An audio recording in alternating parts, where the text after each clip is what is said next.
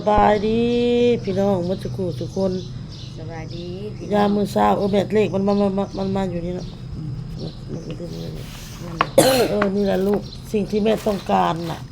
มันคือสิ่งนี้แหละลูกต้องล้างออกก่อนต้องมาสิ่งนี้เลยแตกมันละทางในนี่เนาะหันเขามันใช่เกี้ยวนี่ค่ะมันจะเป็นหยัดเขามันจะอยู่ได้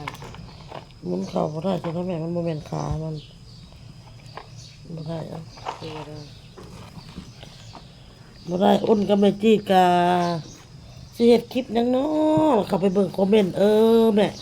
มี FC คอมเมนต์มาได้นี่เพิ่นถามเนาะถามแม่จี้นะพี่น้องเดี๋ยวอ้นสิอ่านคอมเมนต์แล้วให้แม่จี้ตอบเด้อพี่น้องเด้ออ้นสิเป็นคนอ่านนะพี่น้องเนาะให้แม่จี้เป็นคนตอบวัดดีค่ะแม่จี้ใจดีจังเลยเห็นแม่จี้มาอยู่ตรงนี้จะสบายหน่อยแม่จีดมาอยู่ตรงนี้นานๆนะคะ พักผ่อนไปในตัวคนมาแล้วนี่สิมาอยู่น้ำลูกนี่สิมาอยู่ด้นปานใดสิอยู่นานชำใดไม่ได้นานเลย บ่ได้ด้นนะพี่น้องไม่ได้โดนนะอยู่ข้างรอเบิ่งเผื่อร้านมากกับทำเอาโชคมากกับเอาเมื่อละเมื่อแม่จีดแล้วห่วงพี่น้องเลยแล้วห่วงน้องโซ่เดือนแปดกับเขาเฮียหลังเมื่อแล้วของแก้มบ่ฮอดเดือนแปดเดือนเมื่อก่อนกับโบข้างป้านี่แหละ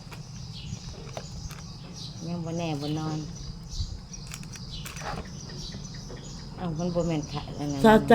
าใจเฮาน่ะเด้ออยากให้อยู่พุ่นแหละให้อยู่จนฮอดเดือนเก้าพุ่นละฮอดเด็กน้อยเปิดเทอมสำหรับอ้นนะพี่น้องเขาเปิดเทอมกับเขาเงียบเดือนเก้าวันที่1แม่สิเดือน8มาตะไซเป็นแหละเดือน8วันที่25เดือนแปดวันที่25เขาก็จดสื่อจดเสียงแหละเดือน8วันที่25ได้นี่เดือนยังพี่น้องเดือน6บ่เดือน6เดือนหน้าวันที่9มื้อนี้เดือน7เดือน8โอ้ยังอีก2เดือน3เดือนก็เฮิงเลยเด้ยังโดนอยู่พี่น้องเลยยังโดนอยู่ยังเฮิงเนาะเนาะคันว่าจนมาฮอดอันเด็กน้อยเปิดเทอมน่ะเด้อแม่จีดสิมาอยู่โดนอยู่พี่น้องเอ้ยจังได๋ก็ฝากเป็นกำลังใจให้แม่จีดเด้อพี่น้องเด้อเข้าเบิ่งคลิปเวลาแน่พี่น้องอันอ้นก็สิพาแม่เฮ็ดคลิปเพราะว่าช่วงนี้ให้ก็อยากให้แม่มีรายได้นะพี่น้องเนาะอย่างน้อยก็ได้เดือนละ1,000-2,000พอได้อันซื้ออยากซื้อกินซื้อข้าวต้มขนมให้ลูกให้หลานเราพี่น้องร้านเราก็คือกับร้านเจ้านั่นแหละร้านเราทำไมแม่จีดไม่ค่อยทำคลิปสิเว้าจังไดเนาะพี่น้องเอ้ยโทรศัพท์แม่จีดน่ะมันบ่เป็นพี่น้องเอ้ยหน้าจอมันก็ควักเนาะพี่น้องเนาะหน้าจอโทรศัพท์เราน่ะมันควักมันหยังแล้วเนาะพี่น้องเนาะโทรศัพท์ก็เลยบ่ได้ให้ค่อยเฮ็ดคลิปเนาะพี่น้องเนาะภาพมันสิสั่นยึกๆๆๆๆมันก็เป็นสั่นแบบเป็นรูป2สั่น3สั่น4สั่นขึ้นไปมันต้องไปได้เป็น1แล้วมันสั่นต้องไปได้เป็น1แล้วมันเดี๋ยวรอได้เงินก่อนพี่น้องเดี๋ยวรอให้ได้เงินก่อนจึงสิไปซื้อให้แม่ใหม่เด้อพี่น้องเด้อท้องมาแหละอันเขาติดกาวมันงะออกเลยมันเวลามันงะออกเป็นปืนเพราะว่าตอนนี้น่ะอ้นเอาอีหยังรหัสของแม่น่ะใส่เครื่องเมียนให้แบบถ่ายเอาของเครื่องของอ้นถ่ายไปสินะสงสารฮอดเดือนเพิ่นเมื่อพี่น้องเดือน8เพิ่นเมื่อเนาะอ้นก็ลองเบิ่งถ้าว่าเราเฮ็ดตั้งแต่นี้ไปเราก็สิได้เงินเท่าไหร่พี่น้องเอ้ยอย่างน้อยก็คือเดือนนี้เนาะเราเริ่มเฮ็ดไปแล้วนี่เราเริ่มเฮ็ดไปกะมันตัดวิกวันที่1สมมุติว่าก็พู้นแหละต้องเดือน7วันที่20ปลายพู้นแหละเงินเดือนไม่จีดออกพี่น้อง เพราะว่าเงินเดือนนี้มันจะไปออกเดือนหน้าเงินเดือนหน้าจะไปออกเดือนที่ประมาณนี้เด้อพี่น้องเด้อ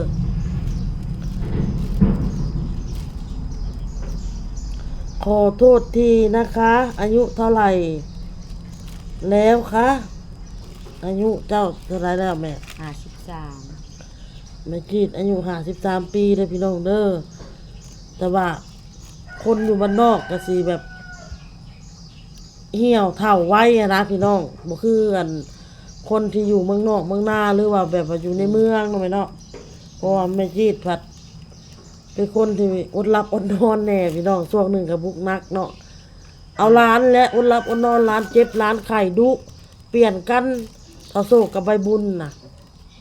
ร้องมากกับเฮาอยู่บ้านนอกก็บ่ได้ไปใช้ไม่เตอบ่ได้แต่งหาอยู่หากินตามธรรมชาติ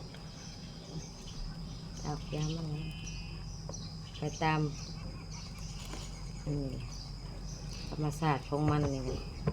สบายดีจ้ะแม่จีด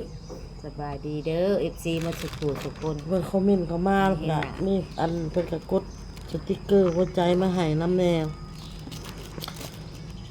มี FC ผู้นี้เพิ่นถามมา คนแก่เลี้ยงหลานยังมีคุณภาพกว่าบางคนเลี้ยงลูกว่าซั่นเพิ่นคอมเมนต์มา อันนี้ก็แล้วแต่บุคคลแม่เนาะบางคนก็ นิสัยภายในสัย นิสัยภายนิสัยมันเราซะมันถึงสิจักสิเว้าจังไดลูกพ่อเดียวแม่เดียวนิสัยยังบ่คือกันคืออ้นกับนางนกอันนี้พี่น้องอ้นเว้าตามตรงเลยนางนกนี่ตู้เย็นพี่น้องเลยอ้นนี่สำว่าไฟเป็นคนใจร้อนอ้นน่ะเฮ็ดหยังนี่คิดแล้วแม่นปุบปับโลดบ่แม่นสิคอยสิมาลีลาคิดคือนางนกเราใจเย็นโอ้ยคือสมมุติว่า เขาไปแล้วไปว่าอยู่เลยอยู่นี่ แบบเราเป็นคนใจไปอยู่เฮ็ดอยู่แต่ว่าค่อย จ้า ช้ามันค่อยใจเย็นไปสินะ ย่างไปอยากไปไปแล้ว อืม ไปสิเฮ็ดอยู่ตัวนี้แต่คนบ่ทันอยากไปเดียวนี่เขา คือแม่นุกล่างแม่ถ้วยเขาบอกตอนเช้านี่พุ่นแหละตอนแรงพุ่นแหละข่อยจึงล่างเพ้อๆข่อยก็ลืมพุ่นละแบบเจ้าค่อยลืมไปสินะเจ้าก็บอกคนใหม่ไปสิบางทีก็เฮ็ดในภายมือนั้นน่ะไปสินะ อ้าว ความหมายเปรียบเปยคำว่าเปรียบเปยพี่น้องขอถามแม่จีดเป็นพี่น้อง พ่อแม่ท้องเดียวกัน กับยายประมอนน่ะเนาะคือสิเพิ่นสิถามถึงประมอนจริงๆ อันนี้มันเป็นคำมาสุภาพนะพี่น้องเนาะอ้นบ่ขออ่านนิสัยกิริยามารยาทแตกต่างกันลาวฟ้ากับเหวเป็นว่าจักสิว่าจังใดเนาะพี่น้องเนาะคือ FC มาใหม่บ่เพิ่นจังบ่ฮู้ จังว่าอันนี้เรื่องสิเป็น FC เก่าบ่ เดียวกัน ก็น้องเดียวกันนี่แหละ พ่อแม่อันเดียวกันตัดใส่ปานกันนี่แหละแม่จีดเป็นลูกคนสุดท้องแต่ว่าเกิดมาแล้วแม่บ่ได้เลี้ยงเพราะว่าเกิดแม่จีดเลยเป็นแม่เสียแหละเอาให้น้าสาวไปเลี้ยงแล้วไปอยู่นั้นน้าสาวเอาให้คนว่าซั่นซะพ่อก็ไปเอาเมียใหม่หลังคาหลัง ตามประมวลว่าให้เฮาฟังค่ะ แม่ของแม่จีดนี่เกิดมาแล้วแหละแต่ว่าอันประมวลเราเป็นเอื้อยว่าซั่นๆเราเป็นเอื้อยเราเราเป็นเอื้อยเราสิ เป็นคนที่ สวย อันสลิกสาวล่ะบ่เราเรื่องใดนี่แหละ แล้วเป็นคนที่3เลยน้อง8คนที่ว่าแม่จีหำหูนั่นแล้วเป็นคนที่3แม่จีเลยเป็นคนสุดท้อง มีลุงหงก่อนแม่เนาะลุงหงแล้วก็ลุงไหม ลุงไหม แล้วก็ป้ามอนแม่เนาะ ปลาหมอนแล้วก็ไอวัน ลุงหวัน ไอมุด ลุงอึ้งก่อนบ่ บ่ ลุงมุดก่อน มุดก่อนแล้วก็อึ่งแล้วก็อันน้อมแล้วจังอึ่งแล้วจังมันข่อย เออ ได้มองหาข่อยบ่ได้อยู่น้ำเพิ่นแต่นั่นแหละคือเว้าแล้วเอาให้คนน่ะนำพี่น้องเอาให้ผู้อื่นไปเลี้ยงข่อยเลยไปเป็น แล้ ค วน ลู ลู ก ก คนสามมือคล้ายๆอันนี้แหละเมียตุ่มอะไรแม่ อืม ได้ออกมาได้3 มื้อแล้วเสียเลือดหลาย เสียเลือดหลายเลยตายว่าซั่นตำรวจบอกว่าไม่เท่าอะ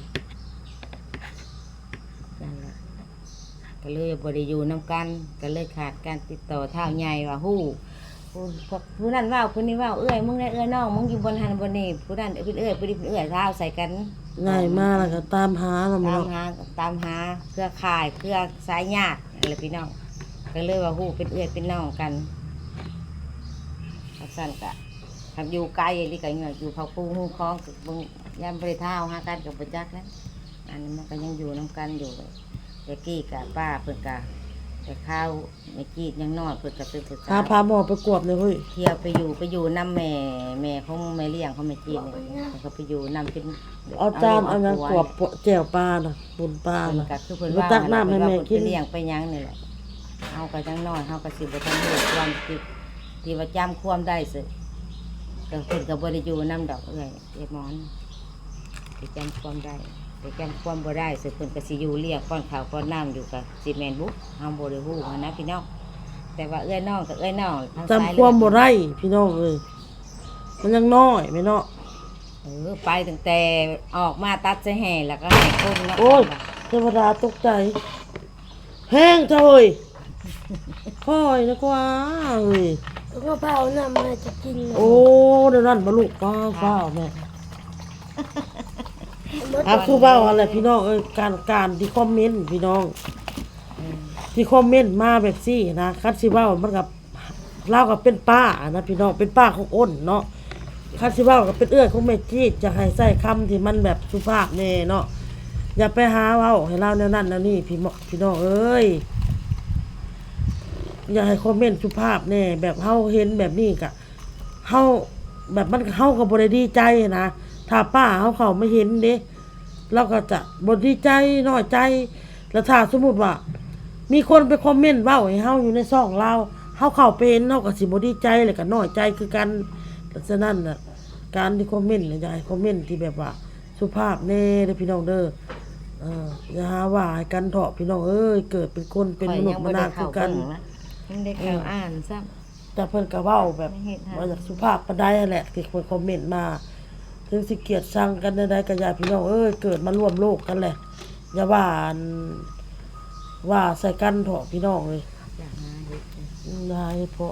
เอาไปแหละพี่น้องคลิปนี้ก็มาตอบเลยเด้อที่ของ FC เพิ่นถามมาพี่น้อง ถามเรื่องไอ้น้อง เรื่องไอ้น้องแม่นบอกก็ไอ้น้องกันเด้อพี่น้องเด้อ